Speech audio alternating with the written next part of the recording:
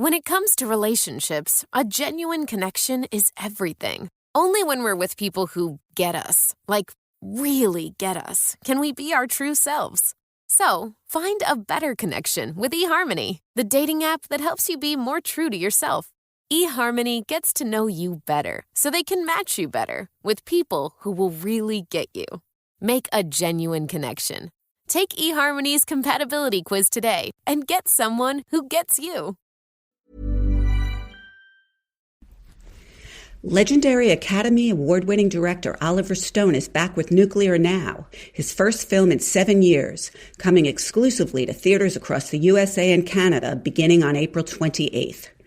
Based on the book A Bright Future, written by award-winning scholar of international relations, Professor Joshua S. Goldstein, who also co-wrote the film, Nuclear Now explores the possibility for the global community to overcome the challenges of climate change and energy poverty to reach a brighter future through the power of nuclear energy, an option that may become the only viable way to ensure our continued survival sooner than we think. With unprecedented access to the nuclear industry in France, Russia, and the United States, director Oliver Stone delivers a revolutionary documentary that Variety has called an intensely compelling, must-see film.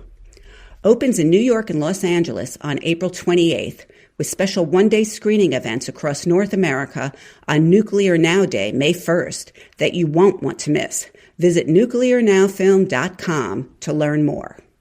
Do you hate your open plan office? Are you even in an office anymore? COVID changed how we use office spaces, and now many employers are starting to rethink their design. Today, we're talking about how insights from deaf and autistic communities could finally make open plan offices better for everyone. I'm Kelso Harper, and you're listening to Scientific American's Science Quickly. So today I'm here with George Musser, a contributing editor for Scientific American. Hey George, thanks for joining me. And thanks for having me here and letting me rant about offices. Yes, of course. So George, you just published a feature story in our April issue about the nemesis of many knowledge workers, the open plan office. So why are open plan offices so very maligned? I mean, it's no mystery if you've worked in an open office that there are trade-offs. Like everything in life, there's good and there's bad. So the good, let's start with that, was supposed to be being in an open plan makes it just easier to bump into people, to share ideas and have those serendipitous encounters that bring us to the office in the first place. But on the downside, it's noisy. There's a sense of exposure, which is especially acute for women, but I think applies really to everybody, that you're on display. There's the clutter of an open office, the visual clutter. In my business as a writer, conducting interviews, talking to people. I mean, how do you do that in an open plan? You're disturbing everyone around you, right? So there's all sorts of problems that are no mystery to anyone who's walked in an office and spent exactly 8 seconds there. So I think the realization really, as people got experience with the open office, is the first half of the trade-off, the better communication, doesn't really pan out. So you're giving up something and not getting anything in return. And this is confirmed by the studies, the surveys of thousands of employees in different types of offices, different kinds of settings. It's almost universally said, actually, we have less interaction in this big open plan. That whole idea, which of course maybe made sense in 1969, just didn't work out. Oh, well, good thing we didn't go and design all of our office spaces like that. Okay, so it sounds like we've known for a while that open plan offices don't exactly work for everyone. So why are you writing about them right now? First of all, there's just an accumulation of decades of studies that psychologists have done about what's good and what's bad about offices in general, but certainly an open plan office. The pandemic, though, is really the main driver at this point. A lot of companies are struggling to get their employees willingly back to the office. They can, of course, mandate it, but they'd rather draw people back in rather than push them back in. And there's also a movement toward what's called inclusive design or inclusive architecture that tries to make offices better for people with a variety of different needs and requirements. Well, that sounds like something I can get on board with. So what does that mean exactly? Well, specifically, it usually refers to design for neurodivergence, people with autism, for example, for people who are hard of hearing, deaf people, and deaf culture more broadly, and other mobility issues, for example. Offices tend to be designed for an average quote unquote person, which nobody really fits into that category. Yeah, I really loved what someone said in your piece, that you really design better for the center when you learn from the margins. Can you explain what they meant by that? Yeah, I think that's really important. And even my main theme of this project is that normally accommodations are thought to be, well, we're going to kind of tweak the office so that particular person or this particular class of people does better, but we're giving something up. And I think we need to invert that entire narrative that designing for variety actually improves the office for everybody.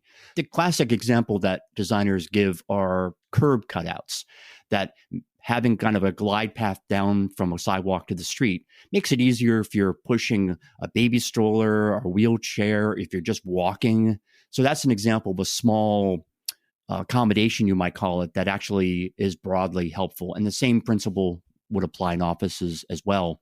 So I think the principle of inclusive design is to take what have been considered accommodations and treat them just as good design. Wow, that seems incredibly reasonable. Yeah, I think this is really important. And I think the essential principle here is not to other people and not to suggest that people who have different needs are really any different in kind than oneself. This is a point that actually several autistic people made to me. So one said, autistic people are canaries in the coal mine. Our needs aren't actually different from typical people's, neurotypical people's, just more intense and specific. And this person who said this was not the only person to use the canary in a coal mine metaphor. Autistic people have the same needs as everybody. They're people, right? I mean, it's just that each of us has those very same needs. It's just autistic people may be more conscious of them or maybe closer to an edge of tolerance on them.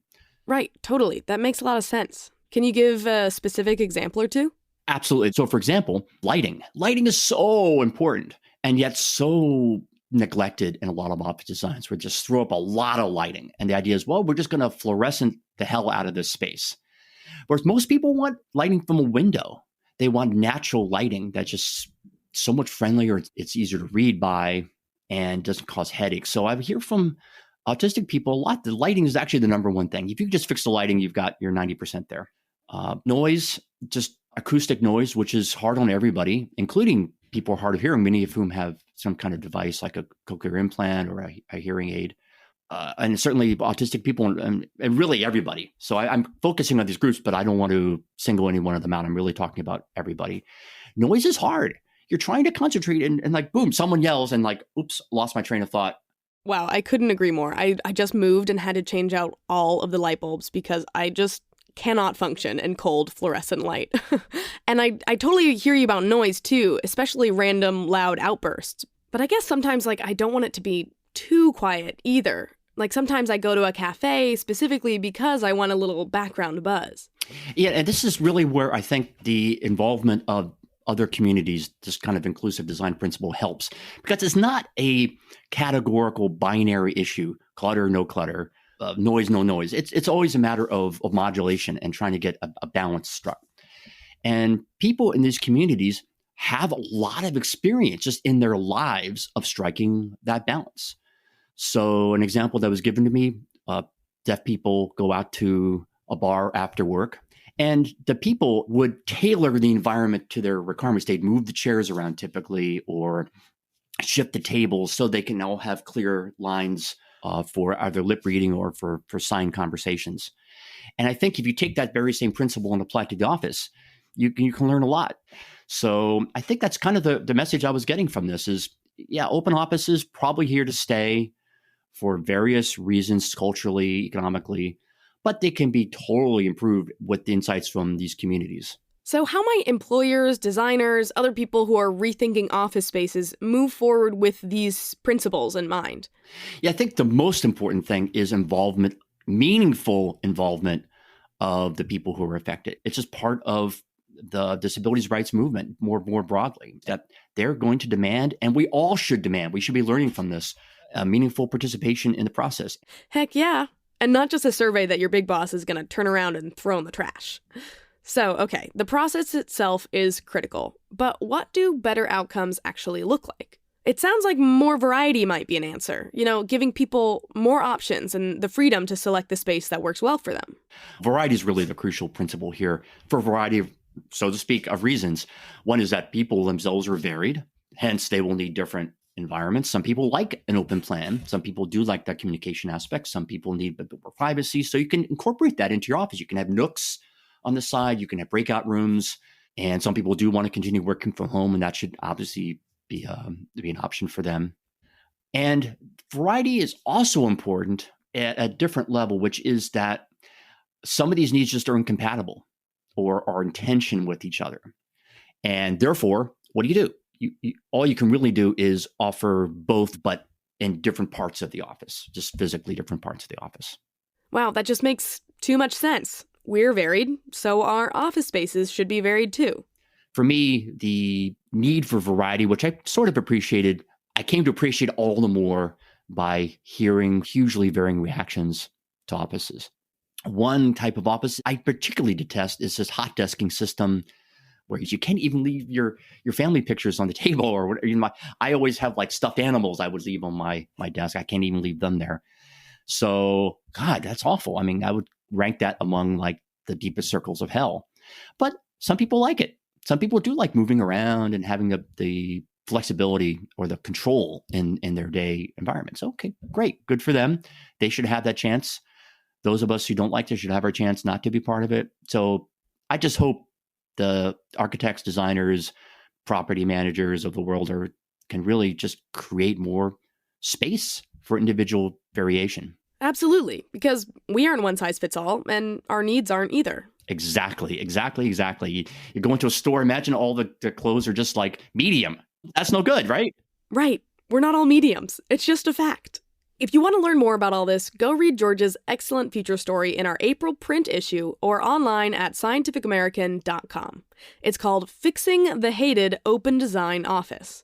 George, thank you so much for sharing all of this with us. I really appreciate it. It's been such a pleasure to talk to you, and it's fun to kind of get this off my chest and like I have my complaints about the office, but ultimately I like working in an office. I like being with people, right? This is what life is all about. Well, George, I look forward to seeing you around the open office again sometime. Science Quickly is produced and edited by Tulika Bose, Jeff Del Vicio, and me, Kelso Harper. Our theme music is composed by Dominic Smith. If you like this episode, maybe, subscribe to Science Quickly wherever you get your podcasts. And check out scientificamerican.com for all the science content your heart desires. Be sure to tune in to our next episode on Wednesday, where our space and physics editors will be talking about the latest updates on Oumuamua, that mysterious cosmic visitor that caused such a stir a few years ago. Science may have just solved some of its mystery. For Scientific American's Science Quickly, I'm Kelso Harper. Thanks for tuning in, and catch you next time.